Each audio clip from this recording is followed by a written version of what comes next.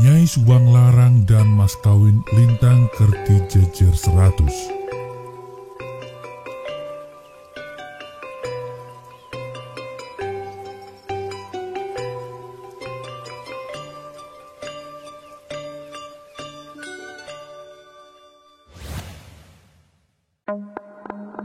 Sri Baduga Maharaja atau Prabu Siliwangi, putra Prabu Dewa Niskala, putra Mahaprabu Niskala Wastu Kancana, lahir 1401 Masehi di Kawali Ciamis, mengawali pemerintahannya zaman Pakuan Pajajaran Pasundan selama 39 tahun 1482 sampai dengan 1521.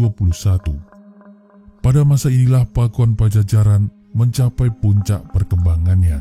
Prabu Siliwangi namanya tercatat dalam Kropak 630 sebagai lakon pantun yang ditulis tahun 1518 ketika Sri Baduga masih hidup. Lakon Prabu Siliwangi dalam berbagai versinya mengisahkan tokoh ini menjadi raja di Pakuan. Peristiwa itu dari segi sejarah berarti saat Sri Baduga mempunyai kekuasaan yang sama besarnya dengan Niskala Wastu Kancana, kakeknya, yang diidentifikasi sebagai Prabu Wangi. Menurut tradisi lama, orang segan atau tidak boleh menyebut gelar raja yang sesungguhnya, maka juru pantun mempopulerkan sebutan Siliwangi. Nama lain yang lekat dengan Sri Baduga Maharaja adalah Ratu Jayadewata dan Raden Pamanarasa. Masing-masing disematkan sesuai lini masa sejarah usia Sang Prabu. Jayadewata misalnya adalah nama ketika Sang Prabu menjadi Yuwaraja di salah satu kerajaan vasal Pakuan saat masih muda. Prabu Siliwangi banyak diceritakan dalam berbagai naskah, serat dan babat. Sisi kehidupannya banyak diungkap. Salah satunya adalah naskah Carita Ratu Pakuan oleh Sang Bujangga Kairaga. Pada video sebelum ini kita pernah membahas dan membacakan isi dalam naskah Carita Ratu Pakuan ini. Kalau Anda berminat silahkan menyimak video tersebut. Dari rujukan naskah ini serta dari berbagai rujukan lain, sejarawan berpendapat bahwa istri Sang Prabu ada banyak, kurang lebih 150 istri. Bahkan menurut naskah Waosan Prabu Siliwangi yang ditemukan di Kuningan menyatakan bahwa istri Prabu Siliwangi sangat banyak hingga tidak terhitung jumlahnya. Dari sekian banyak istri Prabu Siliwangi tersebut, hanya beberapa saja yang kisahnya tercatat dalam banyak naskah dan legenda. Di antara istri Prabu Siliwangi yang paling terkenal adalah Nyi Ambetkasih, Nyi Aci Putih atau Nyi Padmawati, Kentring Manik Mayang Sunda, dan Subang Larang yang akan secara khusus kita paparkan dalam video ini. Nyi Ambetkasih dalam cerita Ratu Pakuan disebut sebagai istri pertama Prabu Siliwangi. Ini juga disebutkan dalam naskah cerita Purwaka Carubanagari. Nyi Ambetkasih dinikahi oleh Prabu Siliwangi sebelum menjadi Raja Pajajaran. Kedua Nyi Aci Putih.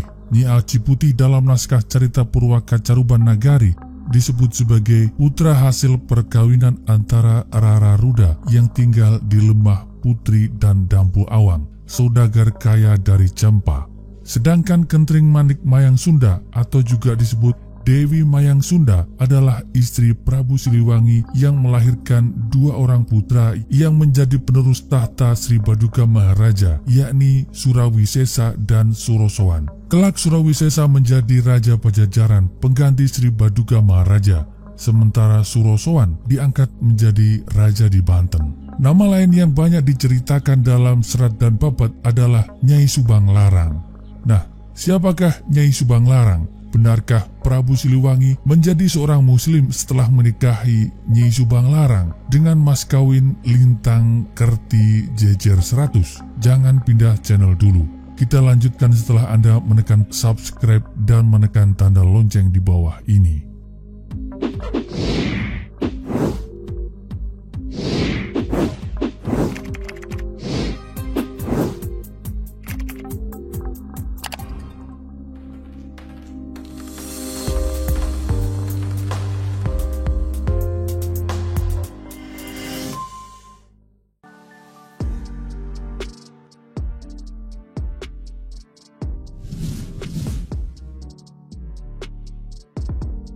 Subanglarang banyak dikisahkan dalam berbagai naskah. Salah satu sebabnya adalah dari Nyai Subanglarang ini kelak menjadi penyebar agama Islam di Tatar Pasundan, bahkan menjadi pendiri Kesultanan Islam Cirebon. Dari pernikahannya dengan Nyi Subanglarang, Prabu Siliwangi memperoleh 3 putra, yaitu Pangeran Walangsungsang, Nyimas Rara Santang, dan Raden Kian Santang. Versi lain menyatakan bahwa antara Kian Santang dengan Walangsungsang adalah satu pribadi yang sama. Dalam naskah yang terbuat dari lembar kulit kayu atau daluang, yakni naskah Cariosan Prabu Siliwangi, pertama ditulis pada tahun 1357 Saka atau 1435 Masehi. Raja Pajajaran pada tahun 1435 masih disebut dengan nama Pamanah Rasa atau Raja Sunu atau Raja Siwi. Dalam naskah ini nama Subanglarang dituliskan dengan nama Raja Putri Merajalarang Tapa, Putri Raja Singapura, yang saat itu diskusi dengan seorang Mangkubumi atau patih negeri Singapura yang mempunyai putri bernama Subanglarang sebelum pertandingan sayembara untuk menemukan calon suami putrinya. Ayah dari Subanglarang adalah Putri Negeri Singapura. Alur ini senada dengan carita Purwaka Carubanagari bahwa ayah dari Nyi Subanglarang bernama Ki Ageng Tapa, Ki Gedeng Tapa. Namun dalam beberapa naskah dianggap Nyi Subanglarang adalah putri Raja Singapura. Dalam serat Babat Siliwangi disebutkan Retno Larang Tapa putri Raja Singapura dan Dewi Sumbanglarang putri Mangkubumi Patih Singapura. Sementara dalam naskah Ratu Pakuan Keropak 410 yang sekarang tersimpan di Museum Nasional Jakarta menuliskan Nyai Subanglarangan, dan dalam Cariosan Prabu Siliwangi disebut Nyai Subanglarangan, sepupu Raja Putri Merajalarang Tapa, sepupu Nyai Ambedkasih Putri Ki Gedeng Sindangkasih, istri pertama Prabu Siliwangi. Dan penyebutan nama Nyai Subanglarang dengan jelas dalam naskah Carita Purwaka Carubanagari, karya Pangeran Arya Cirebon atau Pangeran Wangsakerta. Dalam naskah Cariosan Prabu Siliwangi, pertemuan Siliwangi atau Pamanah Rasa adalah ketika menghadiri sayembara Raja Singapura untuk mencari calon suami bagi putrinya Nyai Merajalarang Tapa, Dyah Subanglarang. Siliwangi hadir bersama Nyai Ambedkasih ke acara sayembara kerajaan Singapura tersebut. Saat itu ada pernyataan takluk dari para raja untuk mengabdi kepada Siliwangi dengan menyerahkan putrinya atau saudaranya untuk diperistri Pamanah Rasa. Alur kisah ini senada dengan carita Purwaka Carubanagari bahwa Pamanah Rasa memenangkan sayembara sehingga berhasil mempersunting Subanglarang.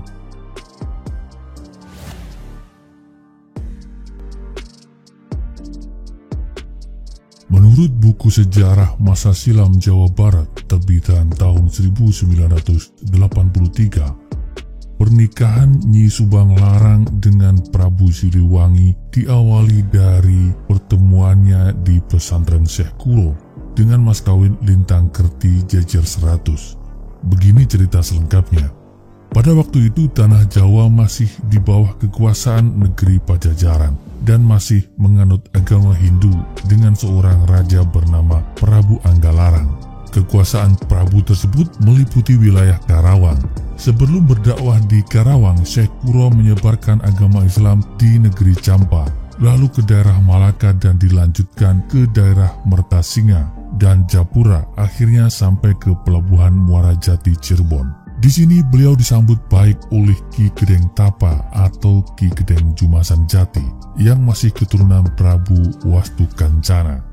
Penyebaran agama Islam yang disampaikan oleh Syekh Kuro ternyata sangat mencemaskan Raja Pajajaran, sehingga pada waktu itu penyebaran agama Islam dihentikan. Perintah dari Raja Pajajaran tersebut dipatuhi oleh Syekh Kuro. Kepada utusan dari Raja Pajajaran yang mendatangi Syekh Kuro, beliau mengingatkan meskipun ajaran Islam dihentikan, penyebarannya tidak bisa dihentikan.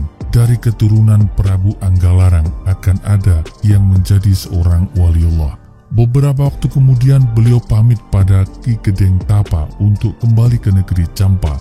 Pada waktu itu Ki Gedeng Tapa menitipkan putrinya yang bernama Nyi Mas Subang Larang untuk ikut berguru pada Syekh Kuro.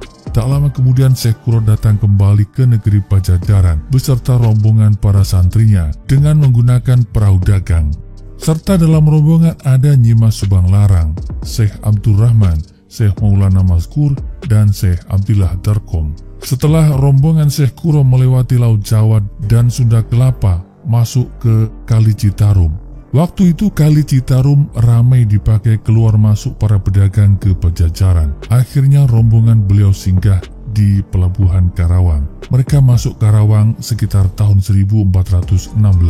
Karena rombongan menjunjung tinggi peraturan kota pelabuhan, aparat mengizinkan mereka untuk mendirikan musola pada tahun 1418.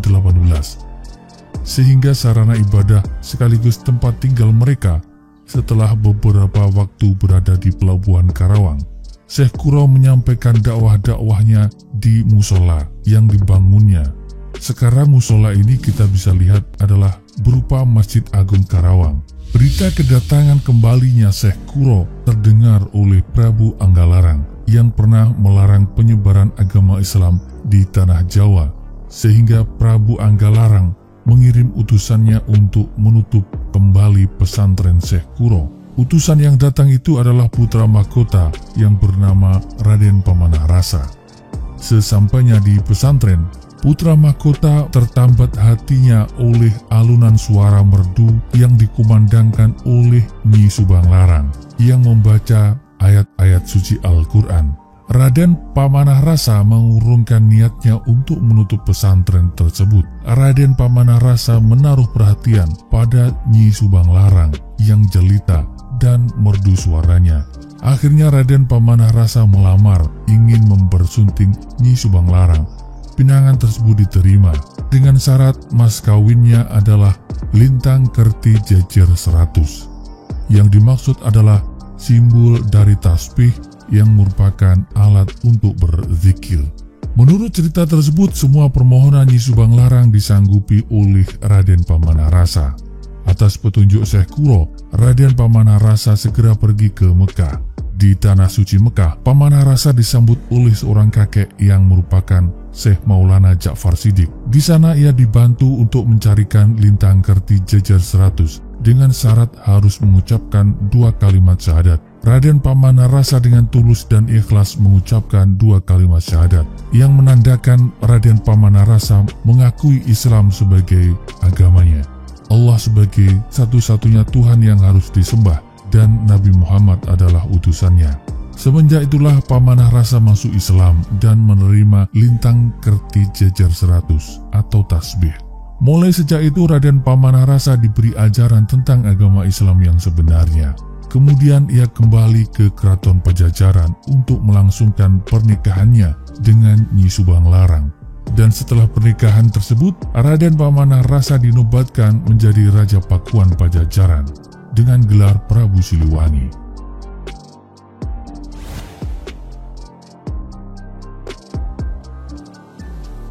Sudah barang tentu yang kami sampaikan tidak mewakili versi sejarah yang paling valid. Masih banyak ruang kemungkinan dan narasi terkait dengan Prabu Siliwangi dan Nyai Subang Larang. Tentang keislaman Sang Prabu pun masih mungkin diperdebatkan. Bagi sahabat pemerhati sekalian, apabila ada sumber referensi yang berbeda, silahkan sampaikan di kolom komentar. Terima kasih.